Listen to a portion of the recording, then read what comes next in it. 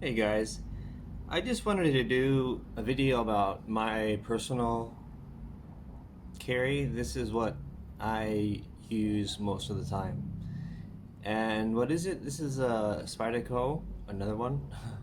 Spyderco Paramilitary 2. Surprise, surprise. Actually, let me close the blade first. Okay, let's get a nice close-up on this first. Okay, so this is the PM2.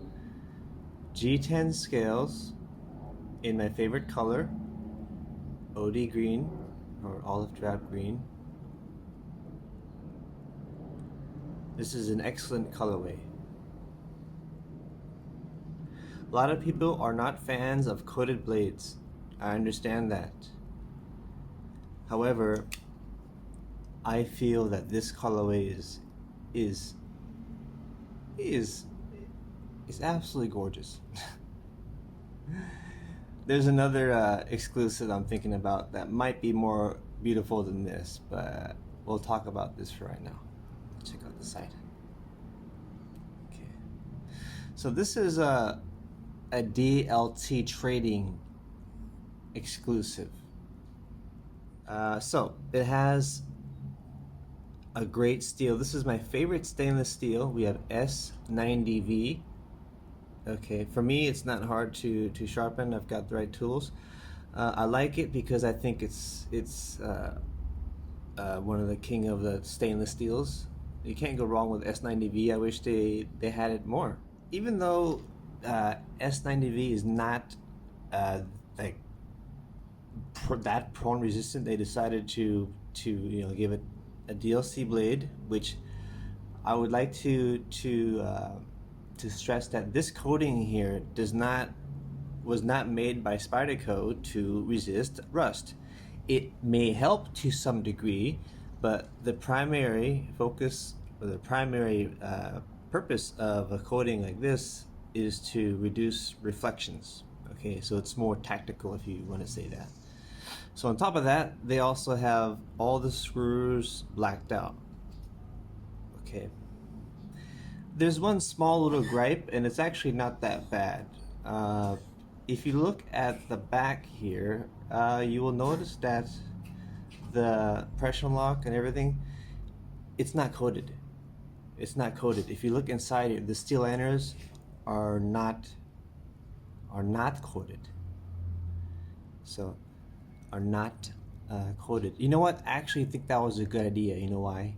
I found that blades that have DLC blades and have coated all the hardware up, everything, even the liners, I find that there's a friction point. It creates friction. This DLC coating creates a slight friction, scratchy almost feeling right here. So if this were all lined, it wouldn't open as smooth as this. It wouldn't drop as smooth as that. It wouldn't deploy as well as that. So, but you can't deny that the black blades do sell better than the satin ones. They do look sharp depending on the colorway. And I'm not a knife modifier, but the last thing I did was I just put a little I just changed the factory pocket clip. Okay, so this is a Northwest Lynch pocket clip, and if you notice, there's a nice little feather. Okay, feather represents things that are light and strong. So this is the titanium clip, and perfect. So this goes well with this colorway. This is the perfect clip, and so that's the only mod, and that's the only one I think it's really helpful. If you look from the side, look at that. So it keeps a lot of room if you're gonna put it in your jeans, and it's not gonna create any problems. The factory one has really weird angles on it. I don't know. Some people like it, some people don't. For me, no, I don't. I either put NW Lynch on there, or if it's a small knife, I just go go commando. As a size comparison, why don't we look at some other ones? Okay, I also have my another exclusive. Okay, now this is by River's Edge Cutlery, and this is a little native. Okay, never thought I would ever get one. It's pretty small. Okay, So we'll put that right here. Now this has, if you look here, you see that? This has everything coded. Okay, put that right here. And the last one, this is the most recent acquisition. Okay, this is going to be the Native 5 rec exclusive that just came out. So this has a backlog, so it's a little different. Okay, but at least it gives you a little bit of a size comparison. Okay, but all three of these knives are great knives. They're all exclusives. They offer something special. This has 10V steel. This is S90V. This is a carpenter steel.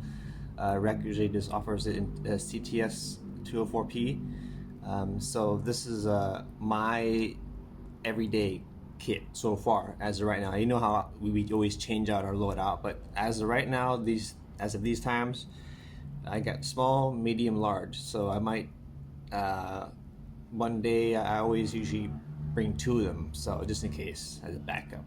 But anyways, I wanted to share this because this is probably my favorite knife because it is my daily, and I didn't do a proper review on it, but I thought it deserved just a little bit of love and recognition. So to all you who watched the video, thank you so much, and I wish you only the best in this year. Thank you so much for watching.